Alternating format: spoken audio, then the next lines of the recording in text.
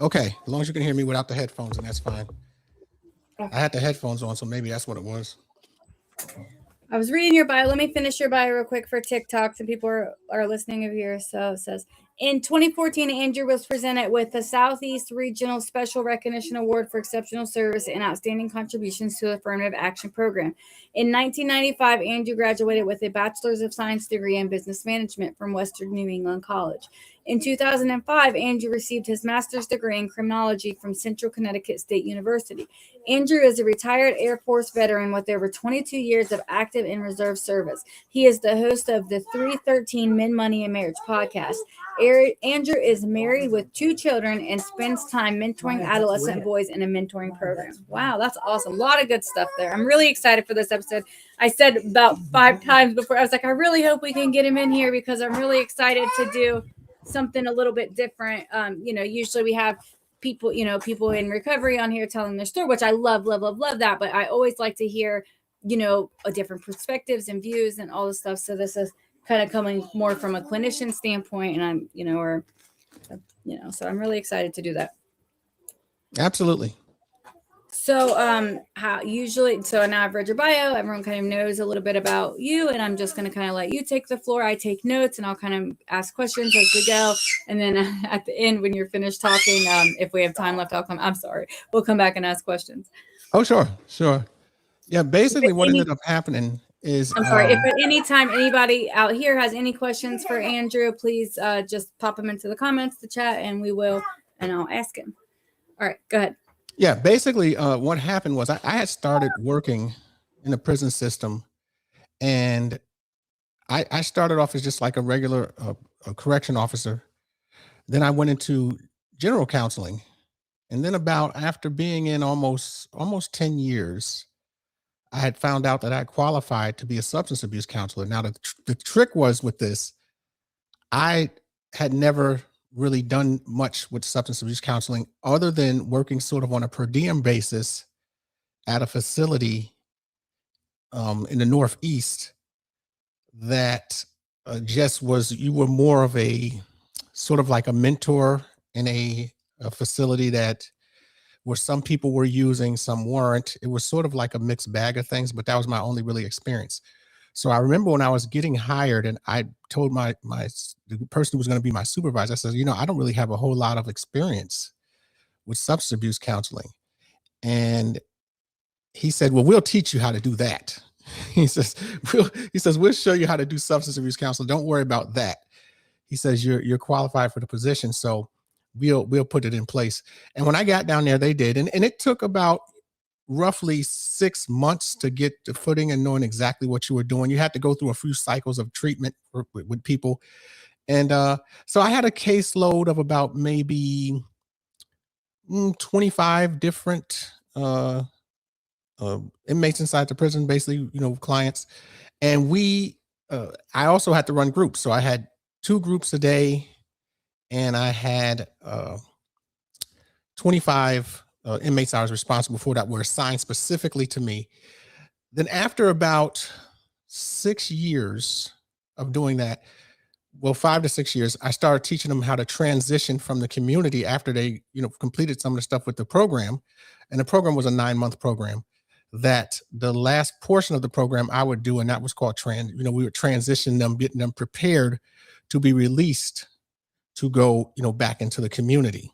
Now, throughout this whole period of time, just to let you know, I was a little reluctant to do this because I felt that my experience, I had, a lack of experience. I had more of I guess they say the education experience, but not realizing it because growing up, in the New York area, I had a front row seat to all kind of substance use. So I didn't think that would make me be able to be a counselor. But when you combine that with the education, it really started to make sense. Yeah, Now, I love yeah, go that. I ahead. know, like my nephew, he grew up. He had, his mom was addict. He's been in and out of foster care stuff, and he was recently talking to me about pursuing something like. And he was like, he was like, I don't know, like if I qualify because he's never been an addict. And I was like, no, dude, you have been through it. Like he had a front row seat to, like he can understand the experience. I think it would be something wonderful. So I'm really glad that he's in the room. So I'm kind of glad that he's hearing this right now. Yeah, what's so funny is because I'm older, I'm in my mid 50s basically. I got a front row. When I say a front row seat, being in the New York area, the crack cocaine epidemic was starting right when I was going into high school. So I saw the transition of people and neighborhoods and everything changing dramatically, because back then the drug was a lot stronger than it is today. And so I saw that firsthand, and I saw certain things that I wish I hadn't seen, but it was really rough in those early stages. Now I'm gonna flash back a little bit here, just because I want to share sort of a story with the audience here and you. Is way back when I was about 11 years old, and I was in the 6th grade. I had a friend of mine who was 2 grades ahead of me. He was in the 8th grade. And he had told these other 2 8th graders that me and this 6th grader can beat you in a 2-on-2 game of basketball. And he said to them, he says, and not only will we beat you, but we'll bet you $5. So he came to me after school and said, hey, meet me at the basketball court. We're going to play these guys for $5. And I says, well, wait a second. I can't play him for $5. And he says, why not? I says, I don't have $5. So he says, well, then you better win. So we started playing these games, and older kids can, be the peer pressure and everything. So we're playing this game. Everyone is watching it because they know that there's money involved. And we end up winning the game. I make a lucky shot at the end. It banks off of the backboard and goes in, and we win. I get all this praise because I'm this 6th grader beating these 8th graders with the other. And so it was a big moment for me. But here's the caveat to this, and how I ended up in drug treatment, which makes this such a crazy story. One of the guys I played against ended up selling this drug from the 80s, the crack basically, and ended up getting a lot of time in prison over the course of time. He did a lot of I think, and I'm not 100% certain, but he might have fell under the 3 strikes rule of felonies. The other guy actually got on the drug at one point, and got on it for a while, and got really sick at one point. And the guy who played with me, when he was 20 years old, he ended up losing his life. He had an altercation with the police. So the only one who pretty much survived intact out of that game was myself. And I ended up being a substance abuse counselor. If that, so it just goes to show you don't know how things are going to turn out. But literally, since I was the only one left, I really felt like maybe this was a calling and I didn't know it. This easily went down the same path they did. You know what I mean? Absolutely. That's so crazy. God is good. Yes. So the last part, just to clear up what I was doing when I was working there inside the prison setting, is there was several different things I would do. Now, just to give your audience some clarification, I counseled both male and female inmates. So it wasn't just male inmates. I counseled everybody, and I worked all custody levels. So one thing I would do is, near the end of my career, the last 5 to 10 years, I would do individual groups, and I would do more non-residential treatment versus before I was doing residential treatment. And so I would have smaller groups of, say, 10 to 15, and we would meet weekly. And I just put them in certain scenarios and see how they would handle different things. Because one of the biggest things with substance use, which a lot of people don't talk about, and I would share this with the women, is the first question I would ask them before we would even start, I would ask them, how many of you are in here because of a man that you were in a relationship with? And literally 75% of them would raise their hand. It never failed. I mean, it was always that big, a very high number. So I always looked at it like, I think relationships play such a huge role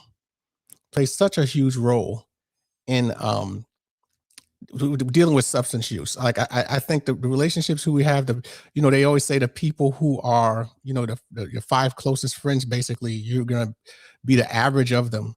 I think that does matter to an extent when it comes to that. I really believe that. So a lot of them just were in very bad relationships, substance use was, prevalent in the relationship, and it led them into where they ultimately ended up. And so I really think, when they make those cliche statements, it's about people, places, and things. It's a cliche, but it's actually true.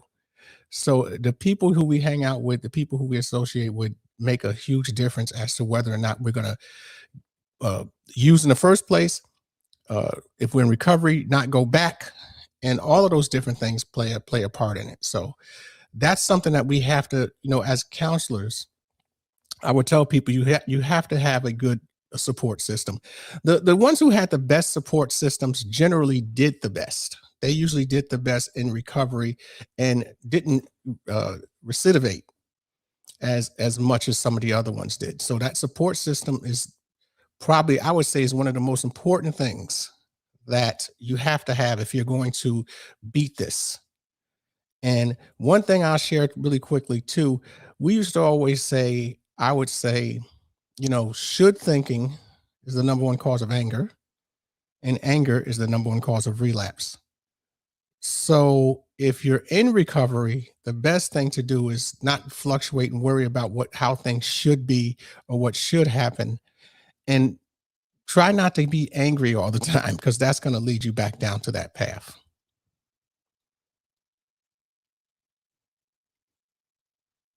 It's huge, like, and especially like I've said 100 times, like my triggers and things are tied deeply to my emotions, and like Yes. my primary go-to, like even still, like I go there and I have to always step back. Like I'm learning, trying more and more every day to always step back, because my initial response is almost always anger. Like, so I definitely can see that. And, I think it's really important to be able to, like identify and think. And I know you said something else too, like about, I don't kind of like putting yourself in situation. Like I'm really big. I was just talking earlier about like temptation. Like if we don't put ourselves in those situations, that definitely can happen, right? Like if you put yourself in the situation, like you may get by once, you may get by 10 times, you may get by 3, but eventually I would eventually give in. I know, because I did it. Like when I came home from prison one time, and my brother was still using, and I continued to put myself around him, and he was just openly used, right in front of me, and I thought I could handle it, right? I was tougher than that, and it was all my ego, you know what I mean? Like I was like, oh, I can handle it, but I couldn't. And eventually, it was fine one time. It was fine for, I don't know, like 6 months, and then eventually one day I was having a bad day, and he was just doing his thing, and I was like, oh, hey, that'll make me feel better, And so that's why now I've learned, like, I don't put myself around the temptation at all, because if I do, it's only a matter of time. So yes. I love that. So you talked about let's see, in 2014 that you won an award. What was that? Yes. Yeah. What happened was that was a regional award, and it's a Southeast Regional Award, and it basically had to do with me working on different committees. I was in charge of the cultural diversity and what they now call DEI, which is turned into some sort of a bad thing, which is surprising to me, but it it really isn't. We didn't call it DEI back then. We just called it cultural diversity. So I did that, and I also helped with the recruiting, trying to recruit people into the institution, not just our institution, but the whole entire, throughout the prison system that we were working in. I was, assigned to do that.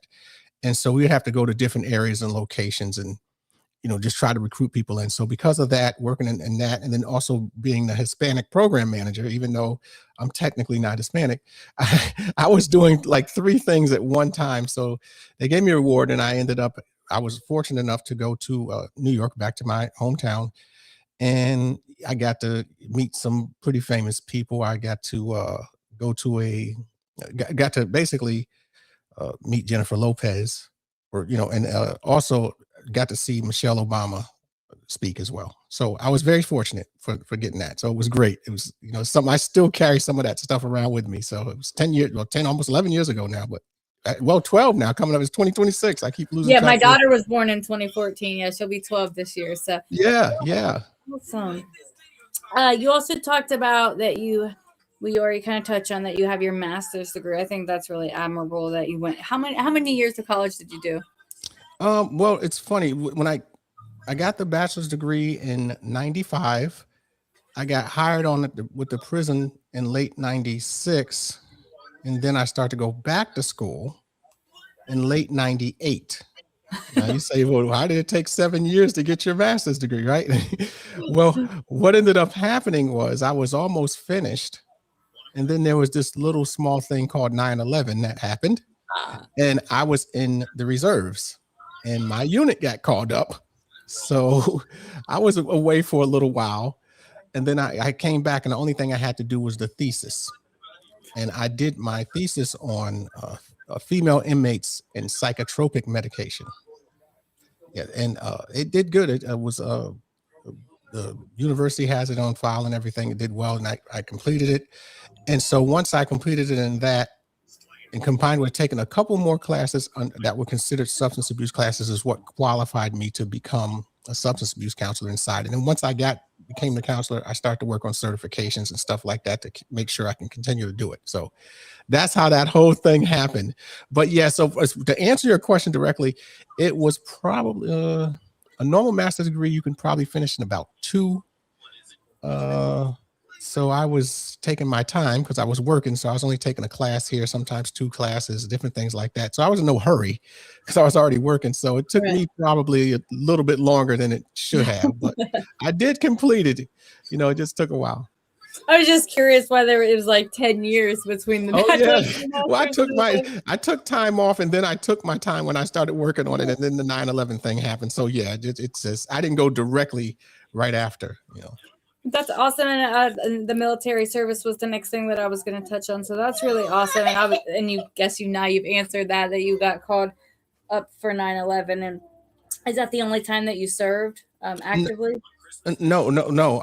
I did active duty first, right out of high school, and I served for over 7 years, maybe 7.5 years. I served, it's about 7.5 years. That's awesome. So then I got out and I went into the reserves after I got out of active duty, and I just thought, I'm just going to do the reserve thing. I go part-time. Then 9/11 happened. I was sort of back on full-time. So I thought I was done, but I really wasn't. How long did you stay during 9/11? I was activated for a year, and then I had to stay for a couple more months, like about 3 more months after that. So I think it was about maybe 15 months. About somewhere around there. Service. Yeah, thank you. And the next thing that I was going to ask about was your podcast. So you actually do your own podcast. It looks like it's called the 313 Men, Money, and Marriage podcast. Yes. That podcast is more. I've been doing it for I think 3 years now, somewhere around there. I've lost track. But I couldn't. What was going to happen was I was going to do something related to the field of work I was in. But because I was still technically working in a prison setting, I could not for ethical purposes.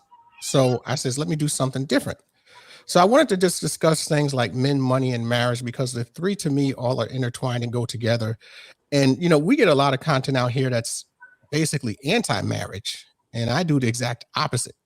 So I think that people should try and get married to someone, just simply because using it from the man's point of view, because as we call it men, money, and marriage, is that when we're married, we tend to live longer.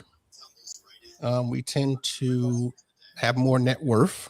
That's where the money part comes in, and as us being men, it just makes more sense. Now, the hardest thing is who you pick.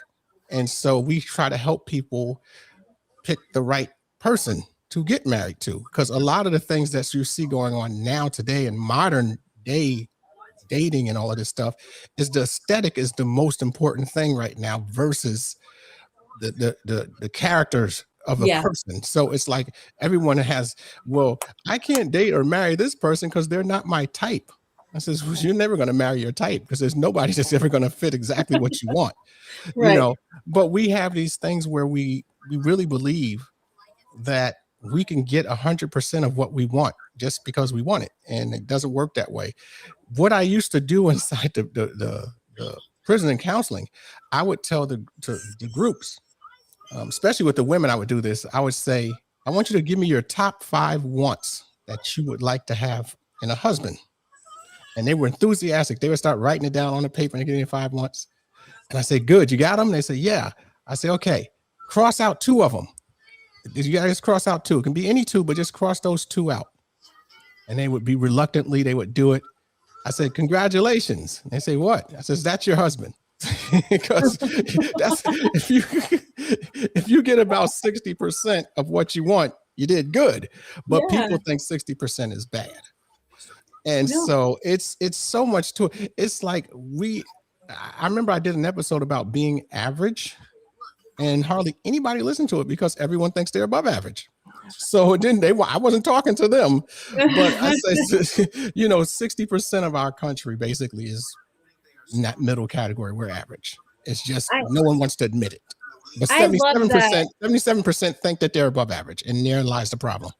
And I love that you said, like, I think people like, I think people like before they're married, like we don't really know what we should look for in a partner, and I love this podcast because I think like that's kind of what it sounds to me like what you're doing is like kind of educating people on like what is really important, because at the end of the day, aesthetic looks outside. That's not really that, and that changes. Your outside changes can change so frequently, right?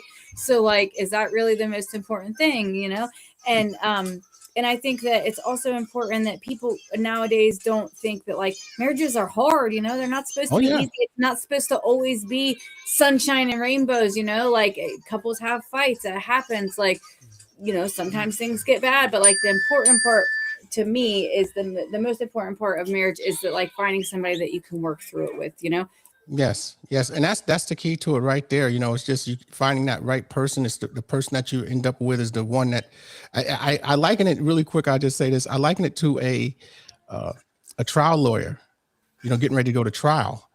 Half the battle of winning is picking the right jury. Well, I always say half the battle with a marriage is picking the right partner. You have to have the right person with you. And if you don't, marriage would not be fun at all.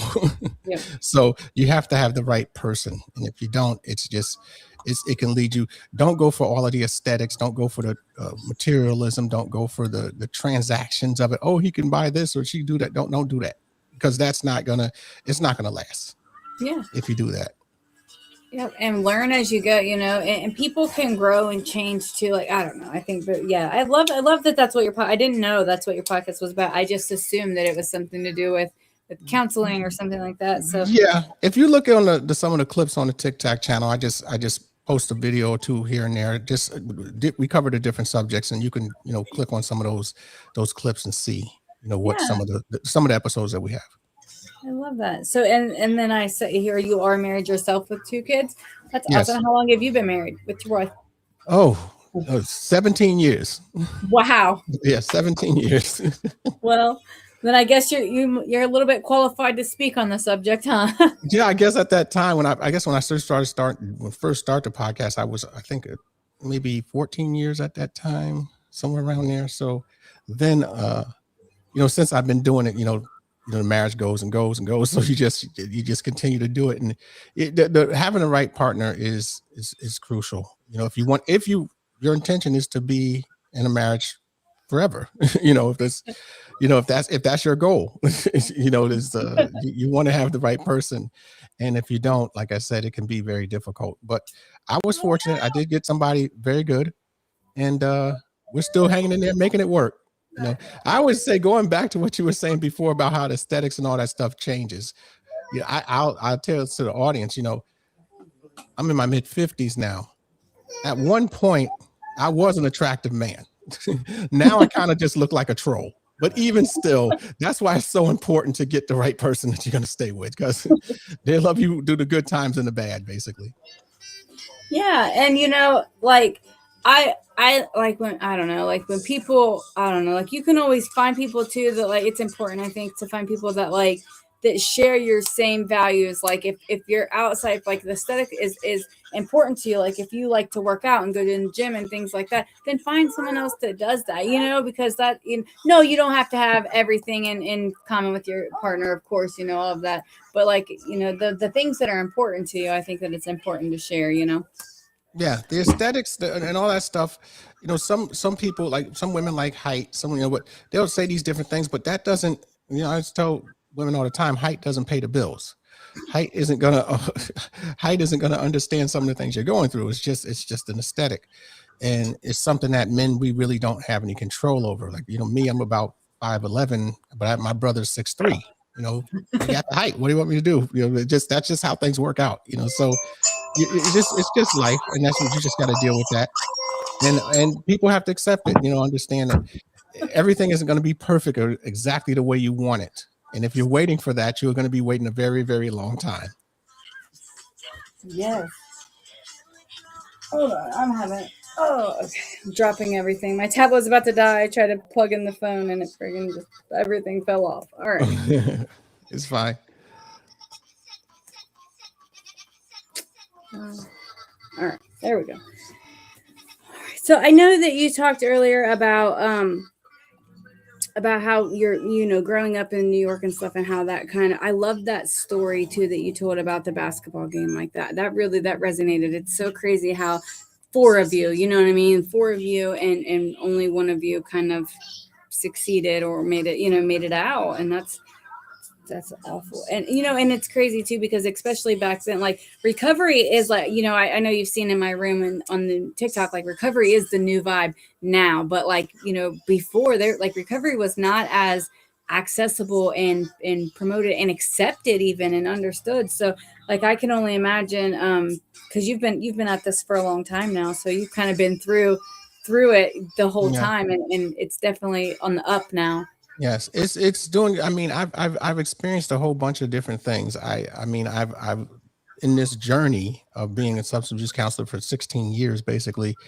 Unfortunately, I've had to seen some traumatic events, traumatic things that played out with people who were once on my caseload. But I've also seen some great stories from it. I've seen some really, really good things happen from people who were down and out and were in bad shape and ended up doing extremely well in recovery, and actually ended up working in the field when they got out. Got out and went home.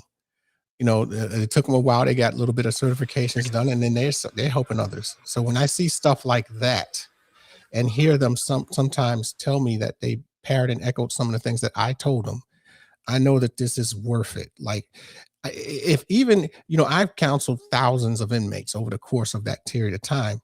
But if I always say, if I got 100 or 200 that where it stuck and it really stuck and they were able to share it with other people, and I feel like I did what I was supposed to do.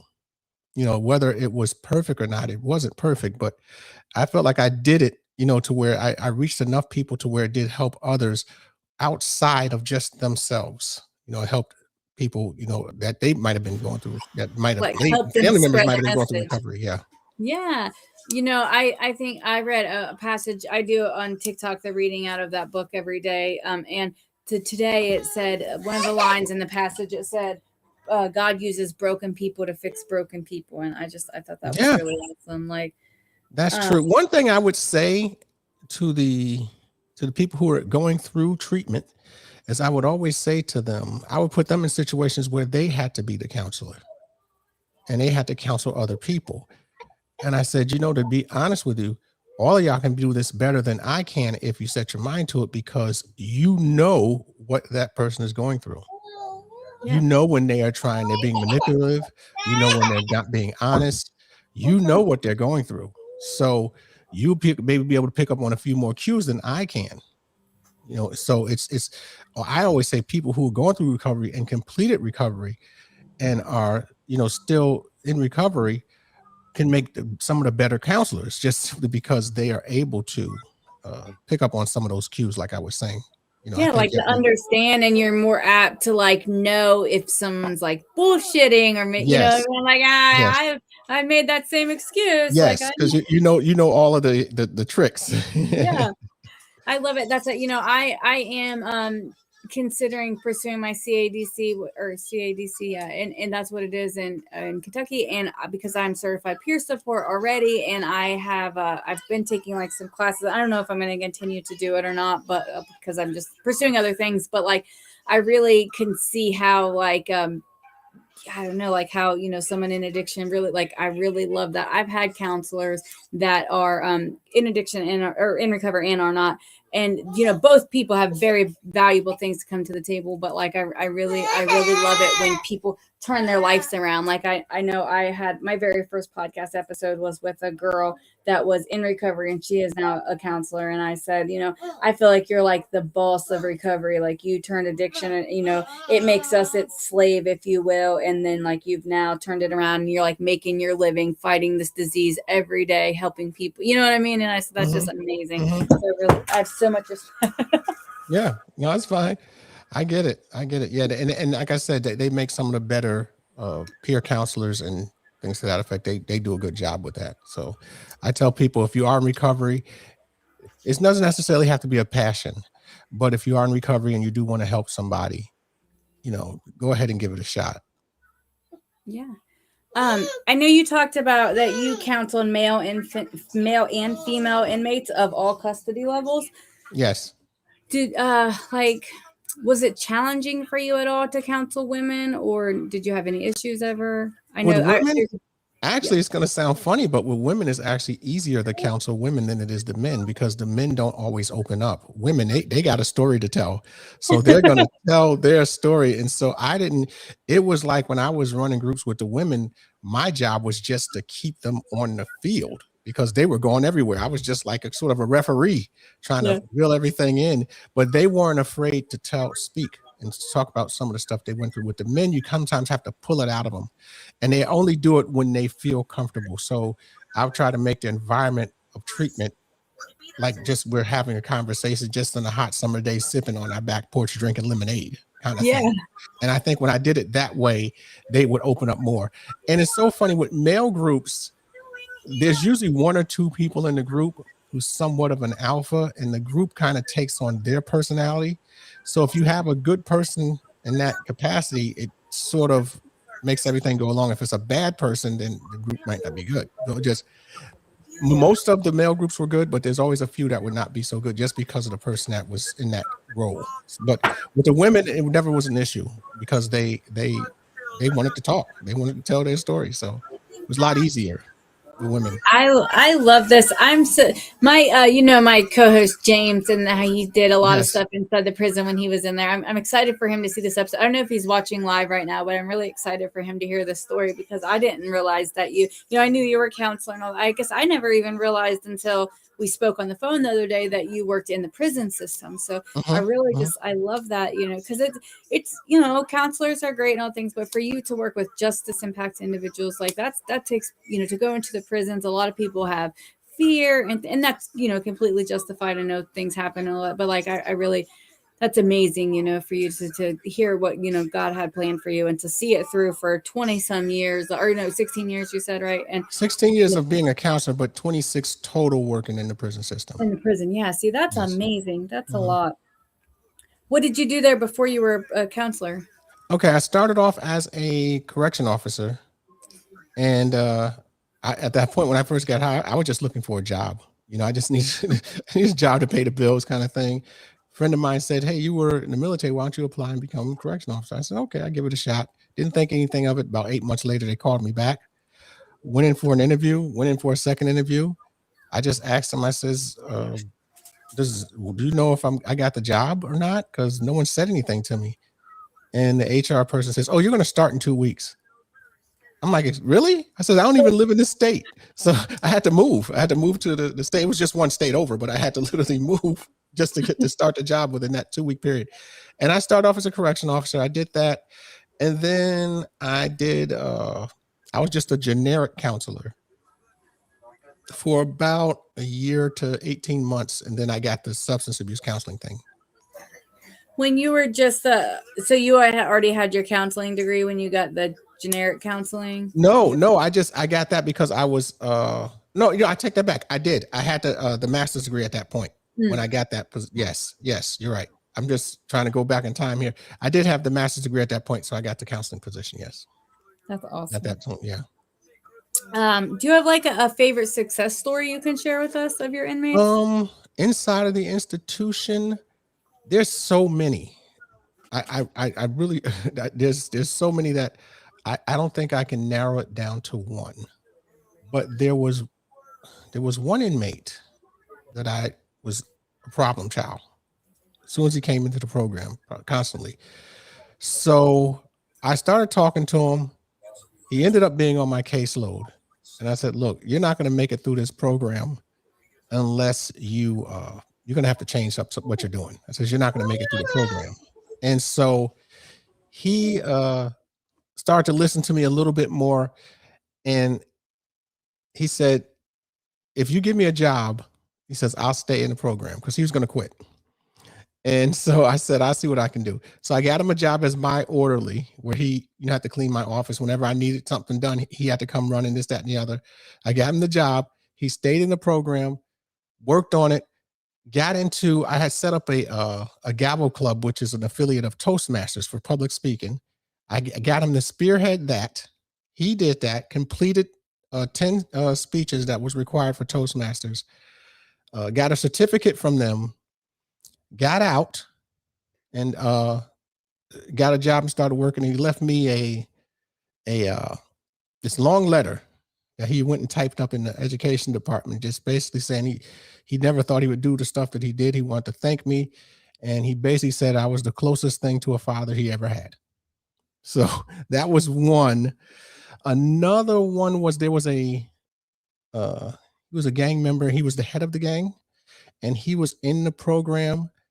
And he told me, he said, what you're doing and what you're trying to do is help me is fine. He says, but he says, the gang comes first. Basically, he says, so since I'm the leader, I'm the head of it, if something goes down, we got to shut this down, basically. I said, well, why don't we just take it day by day, and let's just get better, and let's get better. And we did. And he didn't quite make it to the end, but he said, I am 10 times better. He says, I'm not the same person that I was prior to coming to the program. He says, I'm totally different, and I look at things differently now. And he basically, in so many words, indirectly said that he didn't want to do the gang stuff no more. And so I guess that was a success story as best as you can get it. But those were probably two that I can think of right off the top of my head. But there's a whole bunch. There's hundreds that I could tell you. Like I know, like it's not like a traditional success, happy ever after fairy tale, Yes. but like it's a huge success. And it's untelling the lives that you may have changed or impacted by just giving him the tools to kind of be a better person, and whatever it is that you taught him to think and stop. Like you could have potentially saved him, stopped him from making rash decisions. Which if he's the head of a gang, like his rash decisions could be fatal. So Yeah. that's awesome. Like. That is a big success story. I love that. So I know that the last thing that I want to kind of ask about is that you said you counseled inmates of all custody levels. Were you there ever like a time where you were put in danger, like a dangerous situation or anything like that? I was essentially involved in one sort of big dangerous situation, but by the time I arrived, it was somewhat under control. But it was just basically a big, huge fight. It's the best way to describe it. Where some inmates ended up in the hospital, and it was pretty serious. But fortunately, nobody lost their life. So that's always a blessing. So, but yeah, that was probably the most worst. In 26 years, I never was physically assaulted. I had the worst thing that ever happened to me is somebody was mad because I didn't give them enough food. They were in the special housing unit, and they basically threw the food back at me. But that was probably the only time I was, if you want to use the word assaulted, was just I was assaulted with food, not with bodily harm. So, but a lot of it, to be honest with you, is communication, how you talk to people. If you treat them with dignity and respect, they would do the same to you. When I worked in the institution, especially with the males, even in the higher security levels, I never felt like I was at risk, because I knew that if something ever happened to me where I had a problem with an inmate or this, that, and the other, there would be at least 10 other inmates that would come in and jump in. I knew for a fact. So I never, ever worried about safety. And now people say, well, that's kind of crazy.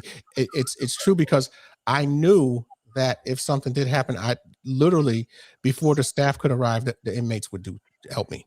That's awesome. So, That's yeah. awesome that you connected with them on that level to where Yes. you knew that they had you. That's awesome. That speaks Yes. to me, that really speaks to your character and stuff as a counselor, that you didn't place yourself above them. You know what I mean? That you're like, they were your buddies in a sense. You know, of course I know Well, that it's a relationship. It's a respect thing. You know, they knew that what I expected of them. They knew that I was, don't cross me and do things, that you're not supposed to do. And it was a respect thing. Like I treated them how I would want to be treated if I was in their shoes. Okay. So if I treat them like that, then in turn, I get treated, respect what I'm trying to do here inside the institution. And that worked good for me. That worked the best for me. And so I always tell people, if you're going to be in that environment, go into that assumption, and then it'll be a lot easier for you, because I never was, over the top, or was a yeller or screamer or any of that type of stuff. But if they did something wrong, or they double crossed me, or they did things, they had something coming to them if they did, and they knew. So it was like a respect thing. So it really played itself out well. Yeah, give respect to get respect, right? Yeah. And that, you could say it that way. Yes. Especially in like the prison system, like that really is like, it's so important to them. Like it's so cool for them to get that, to get that respect. And so like, the fact that you went there, and I guarantee that had, much to do with your, your success getting through to people. So that's really awesome. Did you counsel people like that were like on death row, that were like with like No, life sentences? No, I never counseled anyone on death row. Now I visited a death row in a different state, but I never had to counsel any death row inmates. No. When I say all custody levels, like death row is sort of its own separate thing. So you don't, probably 95% of, or maybe 99% of people who work inside of a prison are not going to come in contact with death row inmates usually, because there's such a, they're in their own isolated area usually.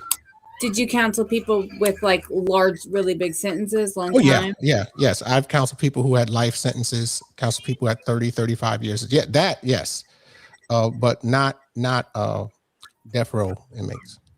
Did people that had like life sentences, like, were there any like challenges specifically with it, or no, just kind of? No, because I think most of them had, at that point, when you're doing that much time, it's more like you want to be comfortable while you're there.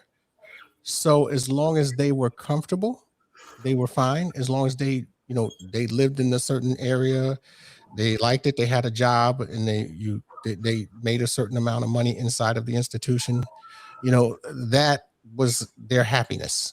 So as long as they had that going on, they were fine. They were okay. But yeah, as long as I never really had a problem with an inmate who had a life sentence. They're generally the ones who are a little bit more subdued because they just have come to grips with doing the time. Yeah. So it just, yes. So that they're not that bad. They actually work. With them, they just want a good routine. I get up, shower, go to work, come home. They want it to be like a routine. And so if they had that, they were happy. That's awesome. I was like, in my head, I was thinking that like they would be like, what's the point? Like if they're going to be there. No, not really. Not because a lot of times when you get them, they're a little bit older, so they're not as the younger inmates tend to be, give you most of the issues per se, but only in, as they age, they calm down. But for the most part, yeah, they're the ones who are doing life are generally not going to be much of a problem, unless, like I said, now there could be instances where they can be, but I didn't have to, when I worked with them, I didn't have a problem. So we talked about, you gave us a couple of your success stories. Did you have, what were some of your like major challenges that you had when you first, maybe at the first or just in general at all, like some of the bigger challenges that you had during your career? Learning how to do drug treatment initially, because I didn't really know, and I was trained, so I learned how to do it. But then I was fortunate enough to have a supervisor who let me kind of do it the way I wanted to do it, the way it would make sense, for someone like me, using real life experiences from, when I grew up in different things and sharing things like that. That made it a little bit easier. He gave you that room to do that. And so I could get creative and innovative in treatment. I could come up with things that he would allow me to do. I would just run it by him. He said, "That sounds good. Go ahead and do it." And if it was something that he thought was too far out of bounds, he'd say, "No, don't do that." But he gave me that leeway, and it helped. It really, really helped, because as I was learning and training and doing all the other stuff, people, some of the inmates would look forward to coming to group because we would do some of these different things. So it was the challenge was, I would say, for me, that first year, because I was still learning the job. But after I got my foot in, I was enjoying it. I loved it. Yeah. Awesome. So can you share with us like maybe one of your little like unique exercises that you're talking about, like something different that you did? Yeah, I did the one with the one I shared with you with the girls. Another one I would do is I would put them in groups of 3. And I did that because I had a college professor when I was in grad school. He said they would do that at Harvard sometimes, and we would make them go through the group as a group of 3. So I would put them in situations and scenarios where they had to respond or act to the situation. How would they handle a situation? So how do you handle you being in here, and the woman who has your child or children is remarried now and is with somebody else, and they're disciplining your child or they're putting your child on punishments? How do you handle that? What are you going to do? What are some things that you can do? Different things. Your son might be using now. May have a son or a daughter that's using. How are you going to handle it when you get out? You're going to be getting out in 6 months. What are you going to do when you get out? And they had to like discuss as a group of 3 and come up with an answer. Yes. Oh, nice. And then they would have to come up with an answer, and then the other group members would critique them and ask them questions about why they came up with the answer. Nice. Why would you do that? Why would you try something different? And so that would get them. I wanted them to solve the problems. So they would have to come up and say, and the other inmates could jump in and say, "No, that's not right, this, that, and the other." And that allowed them to sort of learn how to, handle difficult situations, because they're used to handling things sometimes with violence. And I'm saying, no, there's another way you can do this. There's other ways you can do this to where everyone can benefit. And so they would have to come up with those solutions. So I would make them do that a lot. Like that would be almost every group we did that. I love that. I like that a lot. Yeah. Well, I really don't have any more questions. If you have anything else that you want to share, I think we covered quite a bit. So it was pretty good, actually. Yeah, I know. This was really, I was nervous where like, this is my first episode I know I did an episode with a counselor before that wasn't, but we did like on the science of addiction, kind of like we had a plan going in. But so this was like my first episode with somebody that wasn't necessarily in recovery. And so I was a little bit nervous, but it went really well. I really loved it. Is anybody on TikTok, anybody watching, anybody have any questions for Mr. AJ? If not, we will let him go. I don't see any questions.